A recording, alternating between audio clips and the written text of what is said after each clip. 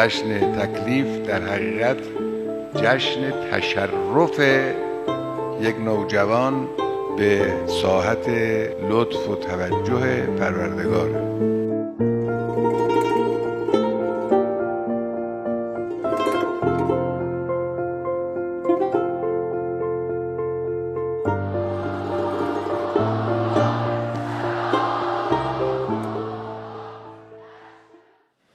عزیزان من، فرزندان من توصیه میکنم از همین حالا، از همین روزها و ماهایی که تشرف به تکلیف پیدا کردید، از همین حالا رابطه خودتون رو با خدای متعال مستحکم کنید.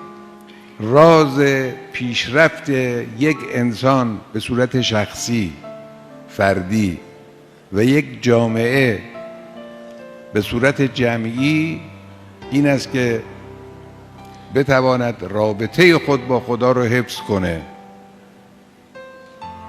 ارتباطتون رو با خدا حفظ کنید. بهترین راه ارتباط با خدا در درجه اول همین نمازی است که میخوانید.